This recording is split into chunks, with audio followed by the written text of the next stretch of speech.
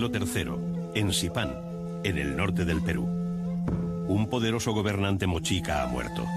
Los fastos funerarios están marcados por el dolor de su pueblo. Ha sido embalsamado junto con sus ornamentos y emblemas sagrados de oro, plata y piedras preciosas que seguirá utilizando en el más allá. 1700 años después, en la primavera de 1987, el arqueólogo peruano Walter Alba descubrió su tumba en la pirámide de Huaca Rajada. La noticia dio la vuelta al mundo. Se trataba del enterramiento más rico de América y el primero que se encontraba de un gobernante moche. Los hallazgos realizados sorprendieron a la comunidad científica internacional por la sutileza y finura de los trabajos de orfebrería y el tratamiento que habían logrado dar a los metales. El pueblo mochica se reveló como una civilización de avanzada tecnología y organización social. A partir de ese momento, se comenzó a reescribir la historia de América.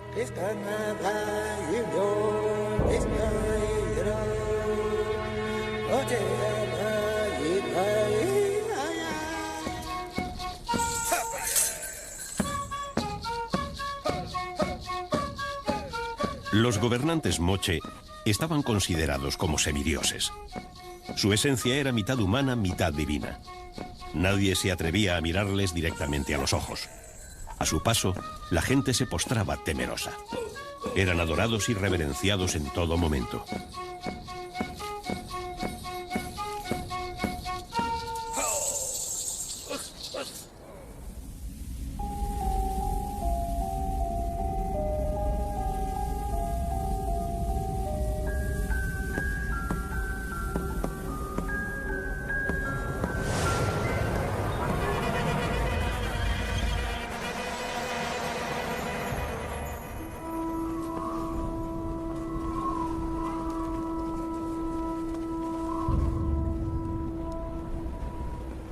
El pueblo mochica habitó la costa norte del Perú desde el siglo I al VI, entre el litoral y la cordillera andina, uno de los lugares más áridos del planeta.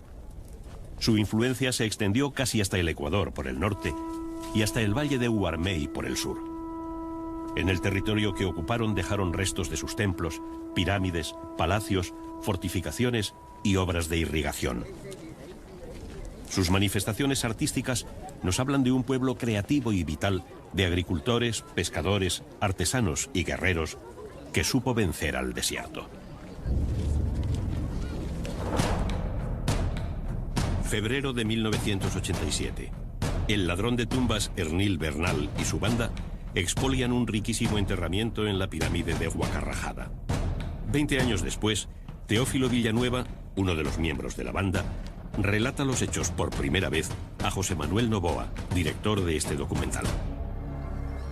Y entré y sacamos una cara, un vaso, un retrato de persona. De oro. De oro.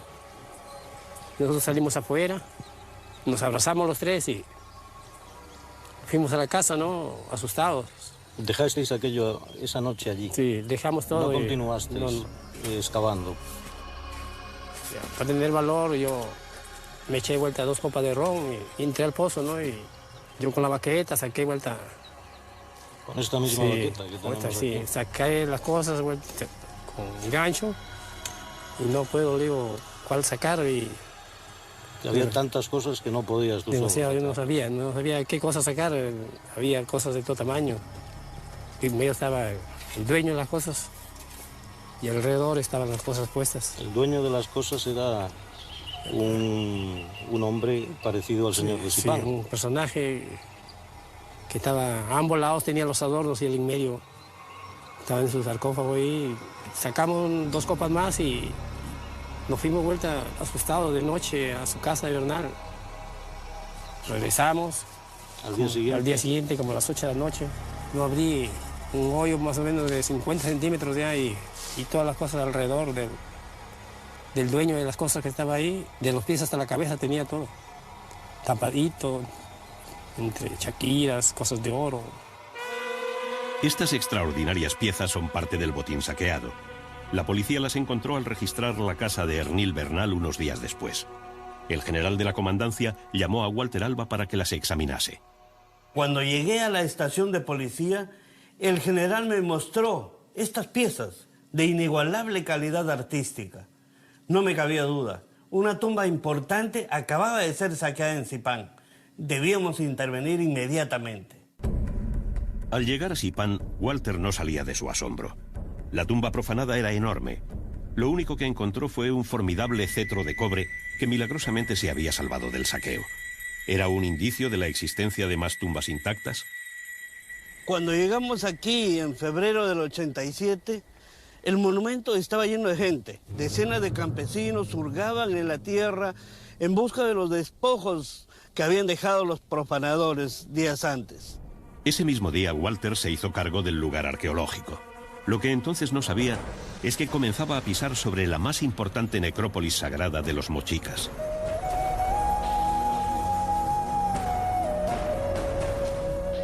Así era Guacarrajada en su época.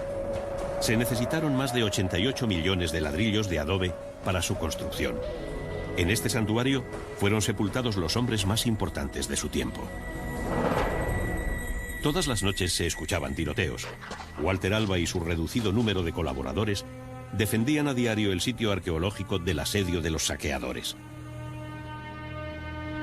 En una nueva redada, la policía mató accidentalmente a Ernil Bernal. Entonces los ataques se intensificaron. Los arqueólogos vivían sitiados, pero continuaron los trabajos. A los pocos días, se localizó una pequeña cámara sellada con más de 1000 vasijas de barro y el esqueleto de un guerrero. ¿Un posible guardián? Sin duda custodiaba algo muy importante. Luego apareció el recinto de una gran tumba intacta y los restos de un sarcófago de madera. Walter estaba a punto de vivir un momento inolvidable. Cuando iniciamos el registro del interior del ataúd, al levantar una concreción de tierra entre los sedimentos, aparece el rostro en miniatura de oro de un personaje que parecía plantarme fijamente la mirada. Fue un instante eterno que jamás olvidaré. Se trataba de una orejera de oro y turquesa de un gobernante moche al que llamaron el Señor de Sipán.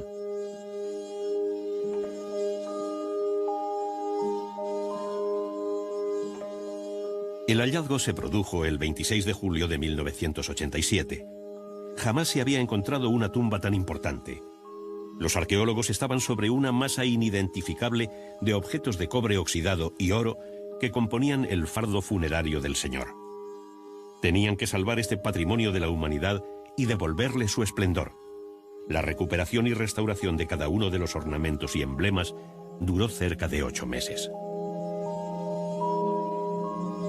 Más de 600 objetos de oro, plata, cobre dorado, concha, piedras preciosas y textiles constituían el ajuar funerario del Señor de Sipán, fiel reflejo de su esplendor en vida. Nos encontramos en la réplica exacta de la tumba, tal como fue encontrada por nosotros el año 1987.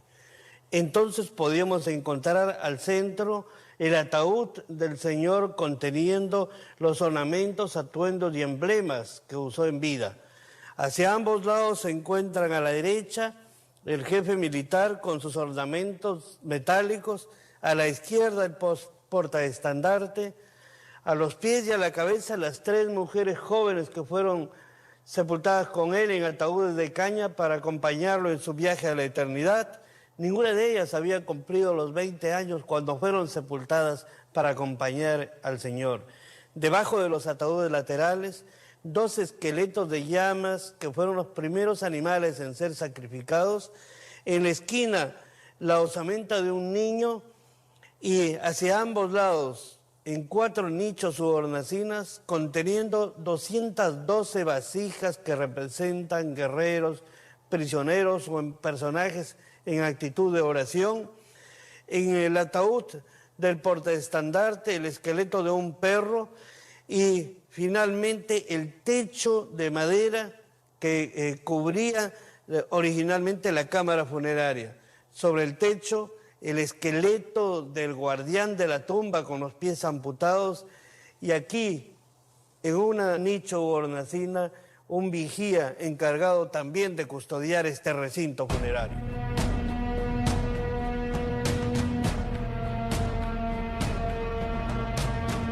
Los mochicas creían en la trascendencia, en la vida después de la muerte. Por eso eran enterrados con todo lo que poseían. A los altos dignatarios les acompañaban en su último viaje al más allá criados, esposas, concubinas y guardianes. Pero, ¿eran enterrados vivos o se les daba sepultura una vez sacrificados? Los cuerpos estaban cuidadosamente preparados y sepultados en ataúdes de caña, hecho que nos demuestra que definitivamente, sacrificio voluntario o no, los personajes cuando fueron sepultados ya estaban muertos. Aquí reposan los restos mortales del señor de Zipán. Fue para nosotros un reto conservar y recuperar esta osamenta tanto por su valor informativo como por su significado histórico. Gracias a los estudios forenses, hoy sabemos que el señor de Zipán muere a una edad promedio entre 45 a 55 años, que gozaba de una excelente salud, salvo una incipiente artritis en la columna vertebral. Medía 1,67 m, por cierto, una estatura bastante alta para su tiempo. Tenía escaso desarrollo muscular, evidenciando que no desarrolló trabajo físico alguno. Los personajes importantes eran permanentemente llevados en literas. Tenía también una excelente conservación dental, lo que nos demuestra una dieta especial reservada para los hombres importantes de las élites. Walter Alba y sus dos íntimos colaboradores, Lucho Chero y su esposa Susana Meneses, descubrieron 12 tumbas más de altos dignatarios en la misma plataforma funeraria de Zipán. Las más importantes son la del sacerdote y la del llamado Viejo Señor de Zipán, el gobernante más antiguo encontrado. Su ajuar funerario es espectacular.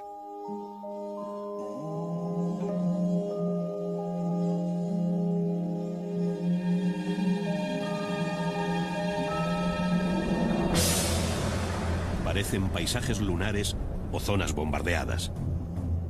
Cada hoyo corresponde a un enterramiento saqueado. El expolio de los lugares arqueológicos continúa. Todas las noches, las bandas de huaqueros, como se llama a los saqueadores, esquilman el patrimonio arqueológico del Perú. Las tumbas son abiertas a golpe de pico y pala. La información que podían aportar se destruye para siempre. Lanzan las momias a la intemperie, interrumpiendo su reposo eterno, sin ningún respeto a las creencias ancestrales que tenían sobre la vida de ultratumba.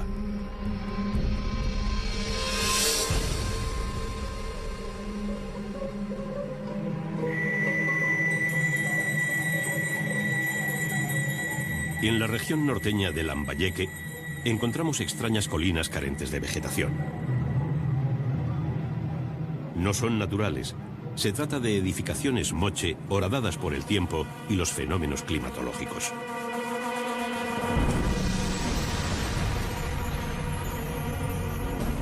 Así era la pirámide de Pampa Grande, una obra titánica en la que se emplearon más de 122 millones de ladrillos de adobe. En torno suyo se extendía una ciudad que llegó a albergar unos 15.000 habitantes. Posiblemente fue el centro administrativo y político más importante del pueblo moche. Eran grandes constructores, realizaban prodigiosas edificaciones de adobe para la época. Pirámides truncadas, plataformas, amplios recintos, plazas y rampas de acceso formaban parte de sus importantes centros religiosos. Cada familia o clan contribuía en las obras con un número determinado de adobes. En los ladrillos se puede observar el símbolo o sello familiar que los identificaba.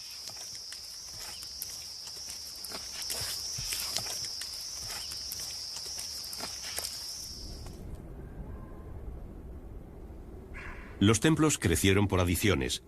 Las fachadas se cubrían por remodelaciones sucesivas. Luego se enlucían, se pintaban de rojo o amarillo y se decoraban con relieves policromados representando dioses, escenas míticas o ceremonias religiosas. Construían mediante bloques unidos por juntas de dilatación para amortiguar los movimientos sísmicos. En las pirámides se encontraban los oratorios y altares de sacrificio, las dependencias en las que vivían el señor y los sacerdotes, y las salas de recepción donde se reunían los nobles y los jefes militares. Cuando había consejo, los acólitos del templo espolvoreaban cinabrio para que el señor no pisara directamente el suelo. El sulfato de mercurio, también llamado cinabrio, era un elemento sagrado utilizado en las ceremonias religiosas y para ungir a los cadáveres.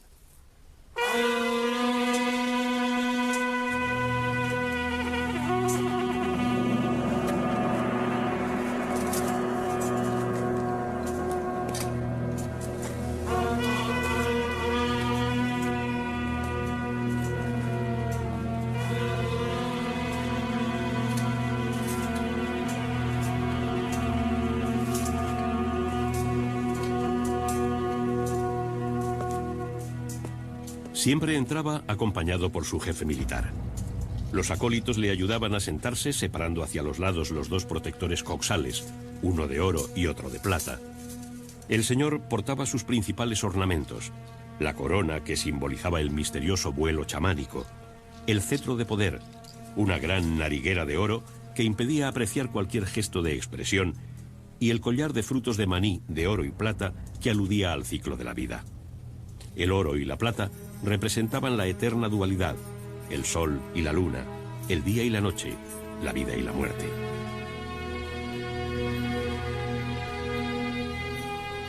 Era una sociedad muy jerarquizada. Por debajo del señor se encontraban las autoridades religiosas, a continuación los jefes militares y los nobles. Los artesanos tenían un estatus especial. Las tejedoras estaban muy reconocidas. Los mochicas desarrollaron el taller textil para confeccionar ropas, mantos y ornamentos. Tuvieron una intensiva producción agrícola de algodón, cuya singular variedad de colores naturales, blanco, marrón, rojizo y morado, aún perviven en el Perú.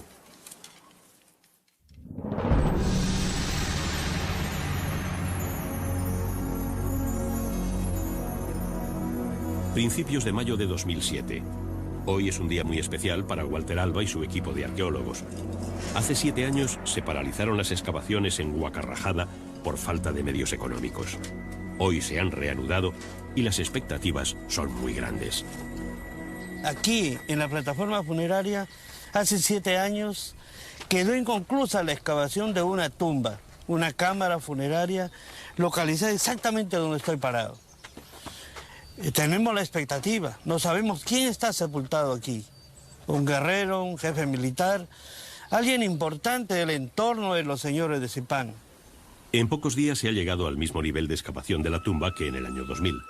Ha aparecido un repositorio de ofrendas que augura la importancia del personaje que van a exhumar. Nuestras cámaras registrarán paso a paso este nuevo descubrimiento.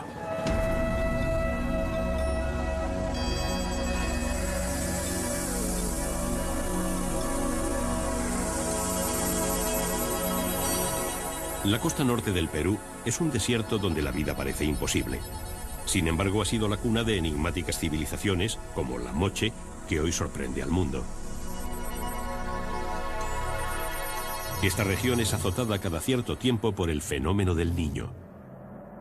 Normalmente las nubes empujadas por el viento descargan en las montañas andinas, pero excepcionalmente, cuando llega al litoral una corriente cálida llamada del Niño, se producen descargas torrenciales, lo mismo en la costa que en las montañas, que causan terribles catástrofes. Los ríos llegan al mar cargados de sedimentos que el oleaje y posteriormente el viento vuelve a depositar en el desierto, formando dunas y arenales que cubren terrenos y construcciones. Los mochicas atribuían las venidas del Niño a la cólera de sus dioses, por eso sus constantes ofrendas y sacrificios humanos. Sus deidades estaban relacionadas con la naturaleza, tenían los atributos de los animales totémicos y habitaban en valles, montañas, ríos o en el mar, como el dios de las profundidades representado por el pez demonio. Por encima de todos se encontraba el poderoso Ayapaec, de rostro felino.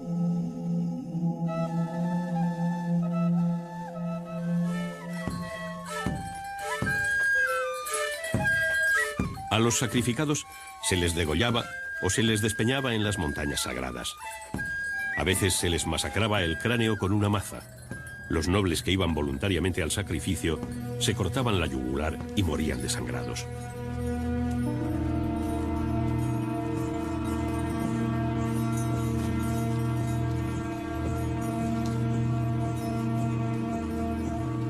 Los sacrificios humanos de los mochicas nunca fueron tan masivos como los que realizaron los mayas, contemporáneos a ellos.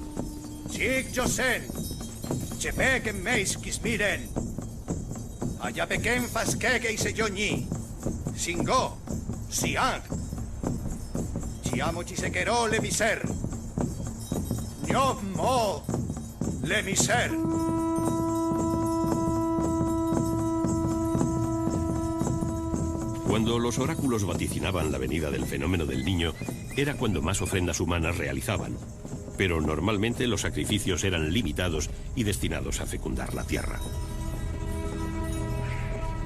Siempre era un honor morir sacrificado. En ocasiones las familias ofrecían sus hijas vírgenes al gran Ayapaec. Bajo los efectos enajenantes del cactus San Pedro, las doncellas se lanzaban voluntariamente al vacío.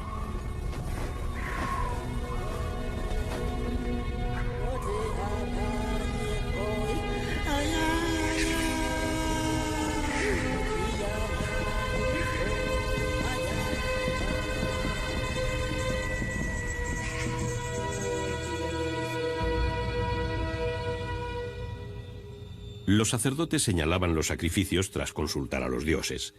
En los murales del patio ceremonial de la Huaca de la Luna vemos numerosas estrellas que representan al cactus San Pedro, el vehículo que utilizaban para comunicarse con el ultramundo.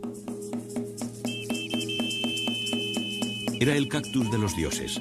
Su principal alcaloide es la mescalina, un fármaco visionario cuya ingestión provoca estados de conciencia alterada y profundos trances. En el templo dedicado a la diosa lechuza, la sacerdotisa mochica presidía las ceremonias en las que se ingería el San Pedro, quizás la planta mágica más antigua de América del Sur. Durante el ritual se liberaba de la materia y viajaba a través de las regiones cósmicas hasta la morada del gran dios Ayapaec. Las novicias del templo eran iniciadas desde niñas en los vuelos chamánicos.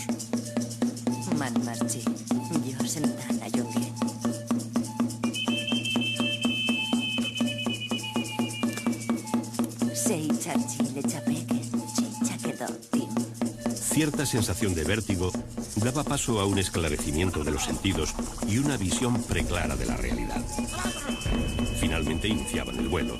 Se trasladaban a través del tiempo, la materia y la distancia.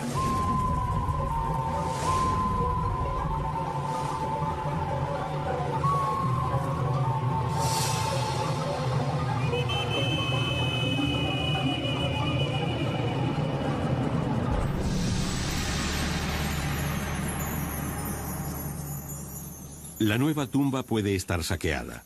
Han descubierto un pozo de huaqueros que baja paralelo a la pared sur. Se ha trabajado duro para salir de dudas cuanto antes. Milagrosamente, el huaquero se quedó a 20 centímetros de las vigas de algarrobo que sellan la cámara funeraria. La sepultura está intacta. Se va a producir un importante descubrimiento. Desde su campamento tendrán que vigilar día y noche.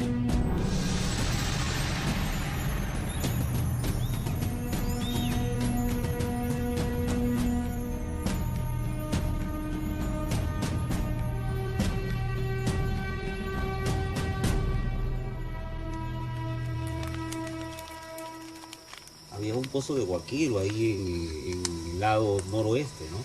Que hemos ido llevándolo y se queda justo 20 centímetros de las vigas de algarrobo, ¿no? De la cobertura. Y en el fondo hemos encontrado una zapatilla, ¿no? Una zapatilla todavía marca Dunlop, número 38. Pero bueno, ya pasó esta preocupación. No ha pasado nada ya. Menos mal que está intacto todo. Así que...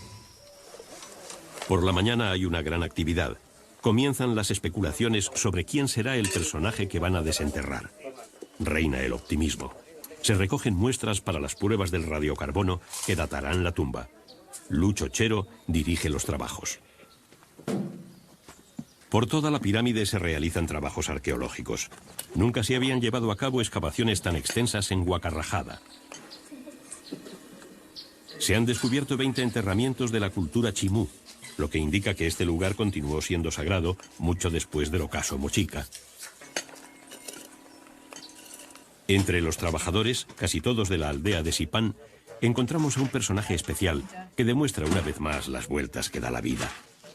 Se trata de Teófilo Villanueva, al que vemos llevar la carretilla de la Unidad 4. Es el guaquero que nos contaba cómo entraron en la tumba que fue saqueada hace 20 años.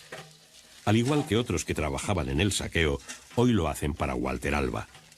Saben que estas excavaciones y el museo del sitio que se está construyendo atraerán a muchos visitantes y eso será muy importante para ellos y para el pueblo. ¿Lo bajamos un poquito más? ¿Lo bajamos un poquito más? ¿Lo bajamos un poquito más? Tras dibujar las vigas de algarrobo, se penetra en la cámara funeraria.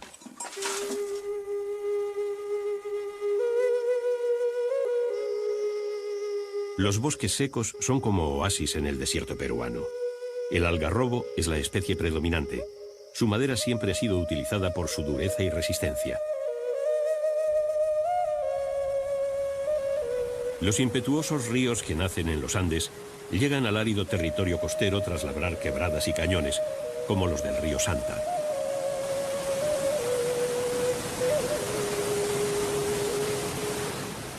Los mochicas supieron aprovechar estos cauces. Gracias a sus conocimientos en la construcción de canales y en las técnicas de irrigación, convirtieron el desierto en un auténtico vergel, lo que significó el movimiento de cientos de miles de toneladas de tierra. Una obra hidráulica aún no superada que permitió cultivar el doble de parcelas de las que se cultivan hoy en los mismos valles. Fertilizaban los campos con el guano recogido en las islas. Su principal cultivo era el maíz, según algunas investigaciones recientes, un invento genético producto de la experimentación botánica de las antiguas culturas americanas.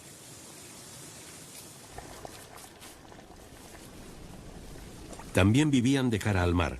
El pescado y los moluscos eran parte cotidiana de la alimentación.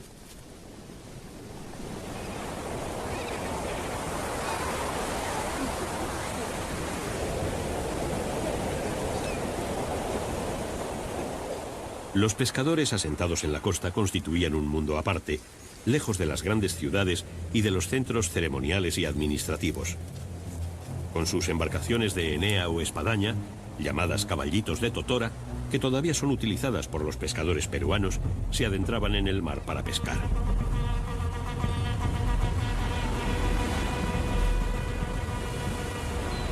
Cabalgaban las olas de la rompiente para llegar hasta los bancos de peces.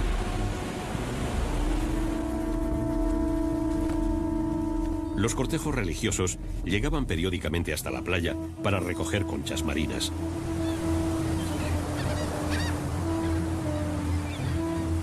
Las consideraban sagradas. Una vez trituradas, obtenían el polvo blanco que utilizaban en sus ofrendas.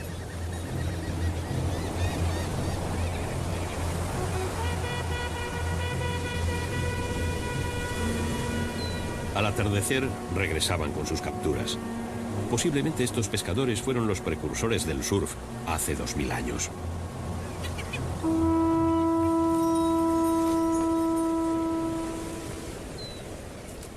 Con embarcaciones más grandes, también construidas con juncos de totora, navegaban hasta las lejanas islas de Ecuador para conseguir conchas de Spondylus. Desde tiempo inmemorial, las caracolas han sido objeto de veneración. Prueba de ello es este maravilloso trabajo de la cultura chavín. Las conchas servían para confeccionar los pectorales de guerreros y nobles. Todavía no se sabe cómo lograban taladrar sus diminutas cuentas cilíndricas. Taresta chaine da chipa y anchek jos nem am fecho. Oh, imasek, imasek. Job san kaktim mai. Seistim menchek ayapek nik, eigen nem am fecho.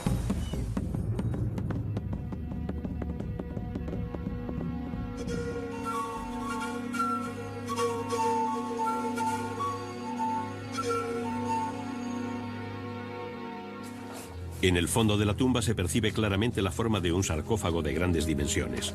1,30 m de ancho por 2 de largo, casi las mismas medidas que el del señor de Sipán. Pero al poco algo sucede que desalienta al uchochero.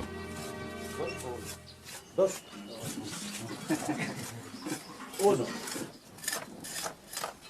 Y eso, otro. Parece que hay 2 ataúdes, lo que significa que el enterramiento no es tan importante como se pensaba, aunque se aprecia una extraña marca en el suelo. Lo cierto es que aquí hay una cosa que estamos tratando de ver si continúa o no. A diferencia de la mayoría de las culturas preincaicas, a los mochicas no se les enterraba en posición fetal. Los enterramientos más simples corresponden a campesinos apenas envueltos en un manto y sepultados en una fosa sencilla. Otros tienen algunas ofrendas y se encuentran protegidos por envoltorios y colocados en tumbas rectangulares de adobe o piedra. Los de mayor rango poseen elaborados ataúdes y cámaras con nichos para numerosas ofrendas. Cada enterramiento refleja la función y la clase social a la que pertenecía el difunto. Hoy se han realizado ceremonias de pago a la tierra. Los trabajadores temen al llamado mal de Huaca, una superstición en la que los poderosos espíritus que moran en las pirámides se apoderan de la vida de los que profanan sus secretos. Ofrendan a la Pachamama, la diosa de la tierra, para que les dé valor y les proteja. Y una muy buena noticia, se trata de un solo ataúd. Lo que parecía la división entre 2 ataúdes es la tapa central del sarcófago, que al romperse las vigas de algarrobo por la presión del relleno, adoptó esta posición. El optimismo regresa al ánimo de los arqueólogos. Además, han aparecido las primeras ofrendas de cerámica.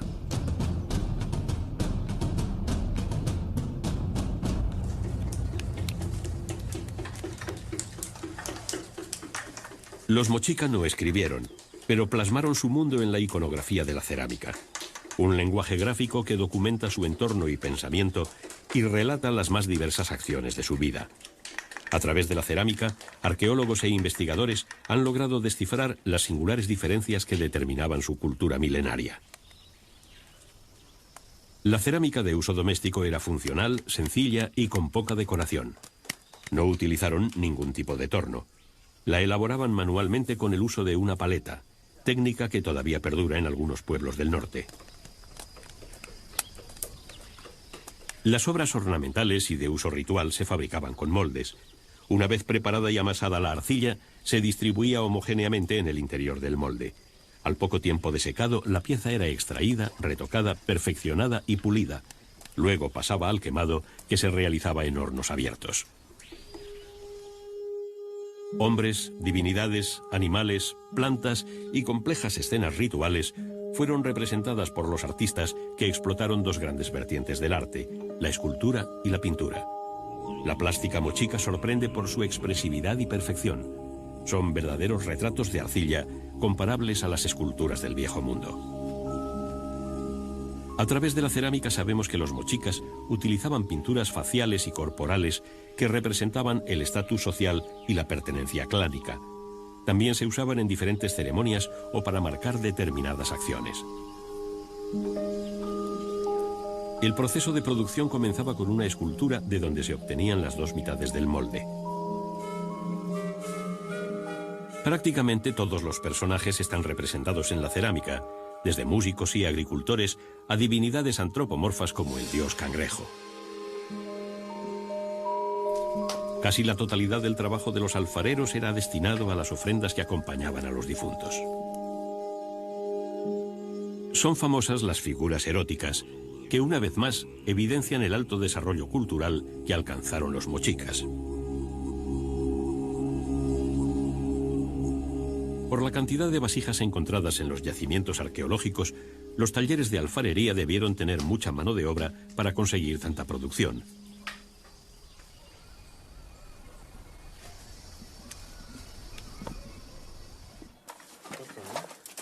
Comienzan a aparecer las primeras piezas oxidadas de cobre bañado en oro. El ambiente en la excavación se ha electrizado. Reina el silencio y el absoluto respeto hacia el personaje que van a exhumar.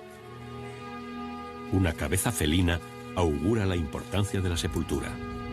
A la altura del torso del difunto, una gran corona en forma de V arroja alguna pista sobre su identidad. Lentamente, a golpe de pincel y espátula, los ornamentos que usó en vida van aflorando. Se percibe la fuerza de la huaca, algo misterioso y etéreo marca su presencia. Estamos frente a la primera capa de la tumba recién descubierta, un conjunto de ornamentos y emblemas. En la parte inferior nos sorprende el hallazgo de 3 cabezas de porra que fueron desarmadas, aplastadas intencionalmente y colocadas en esta sesión. Fueron trofeos de combates rituales. Hablamos entonces de 3 combates ganados. Los combates rituales tienen cierta semejanza con los torneos medievales entre caballeros, pero aquí el vencido casi nunca moría en la lucha. Bastaba con ser destocado para dar por terminada la contienda. El vencedor ataba las armas del vencido a su maza de combate y le despojaba de las vestiduras. Le colocaba una soga al cuello y le llevaba ante la presencia del señor. Luego era sacrificado.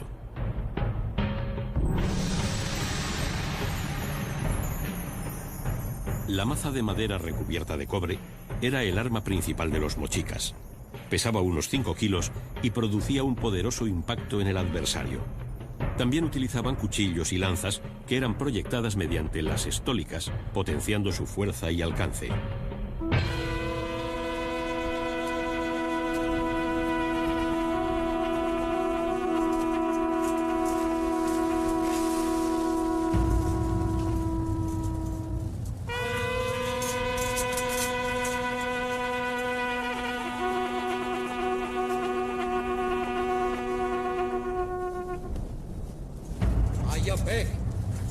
Desde la infancia, los mochicas iban superando diversas iniciaciones que conformaban su futuro. El proceso iniciático terminaba al final de la adolescencia.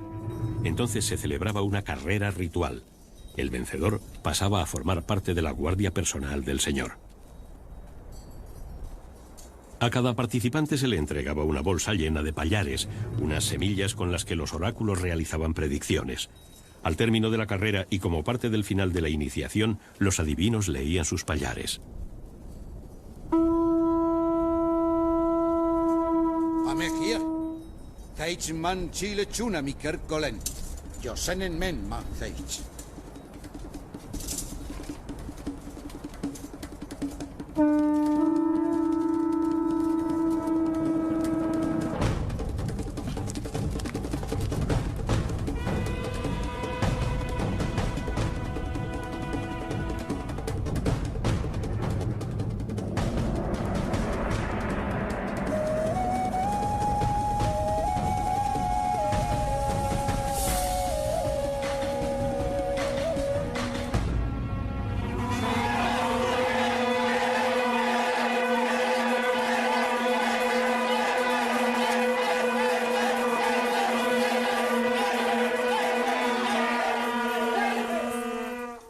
Seig.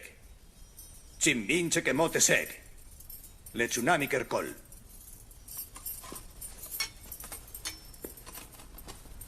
Fupang. Eis. Tu jedas ayen molun. New chalot estek meilan. Temnein meño chan si amner le miserna. Fupan chang falpir. Chepang mochach. Changas tono amechek.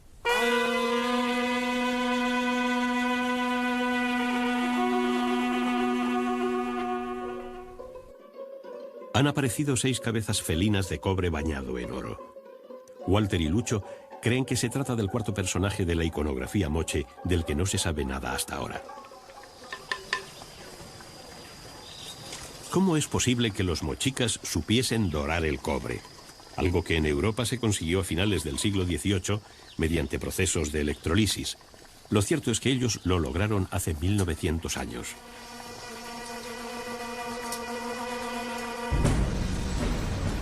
Definitivamente se confirma. La tumba corresponde al cuarto personaje de la iconografía de la presentación. El que podría ser el señor de Sipán recibe la copa de sacrificio del sacerdote. Detrás la sacerdotisa y más atrás nuestro personaje, representado tan grande como el señor. Todavía se sabe poco de él, tan solo que era del más alto nivel y que desempeñaba funciones militares y religiosas.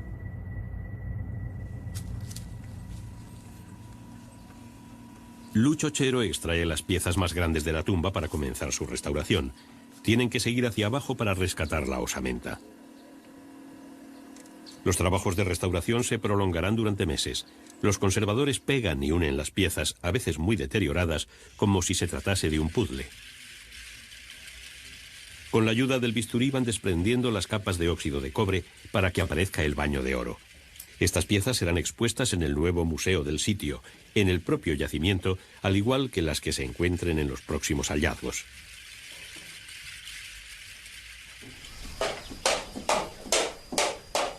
Es desconcertante el dominio de los metales que tenían los mochicas.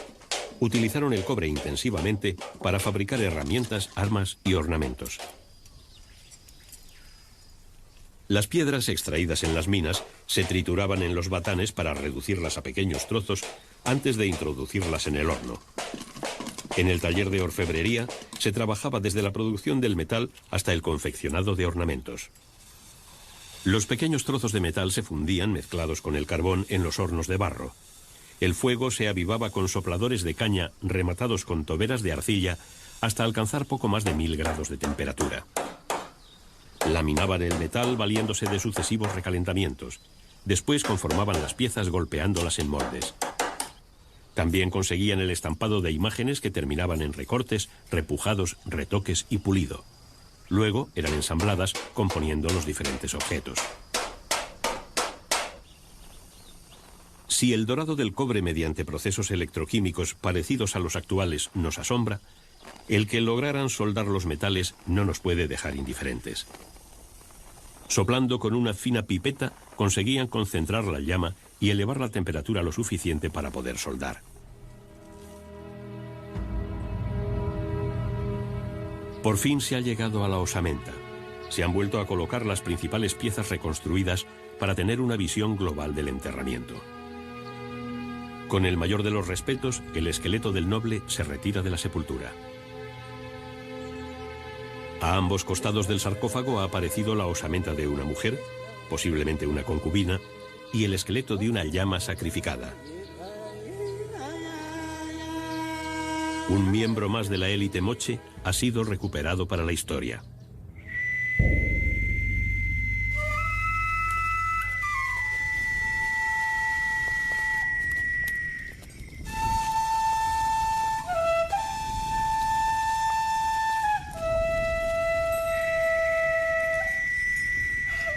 Asistimos a lo que pudieron ser los fastos funerarios del señor de Sipán. El pueblo está de luto. En el patio del palacio, el cadáver del señor va a ser preparado para su último viaje.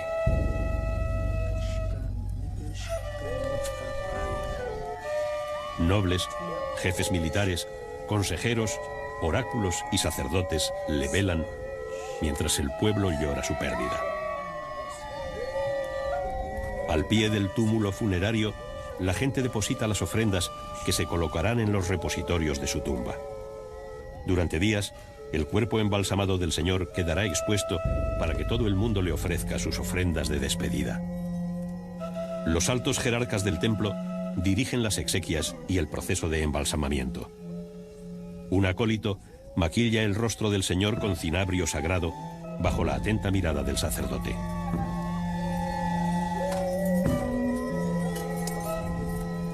Yanchek Jos, Ayungues ener Gob Anduni Chek Changchar, si ansia Moshisek Tokna. Cada ornamento o emblema se coloca en su lugar siguiendo una liturgia concebida para que, más allá de la vida, su rango de gobernante y su esencia divina queden de manifiesto. Cuando llegue a la morada de los dioses, el gran Ayapaek sabrá reconocerle. Chokok penmujan geisi. Se kenchan erkikes tensatsan cheperten tentuniquis migeroe. Neisna ese pentensamen okigmeikan capiseques. Algunos de los presentes, como el portaestandarte o el jefe militar, saben que han llegado al final de sus días. Para ellos es un honor acompañar al Señor. Con orgullo se inmolarán al término del funeral y serán enterrados junto a él. El sacerdote coloca la máscara funeraria. Le tapa los ojos, la nariz y la boca con láminas de oro y acopla la mentonera. Su rostro desaparece para siempre de este mundo. Es el momento álgido del funeral. Las plañideras gimen desconsoladas en su llanto de despedida. En cada mano ponen una masa fundida, de oro en la derecha y de plata en la izquierda. Uninsec yangero, los caten singo poinen magetinsa. Inen tentek annames kismire.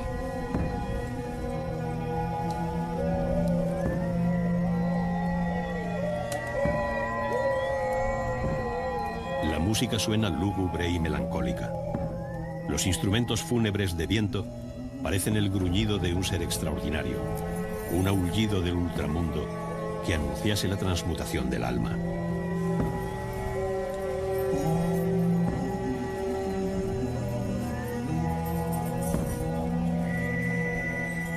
Walter Alba, emocionado al presenciar estas escenas, plasmó en papel sus sentimientos y redactó el epitafio a esta recreación y el epílogo a este trabajo documental.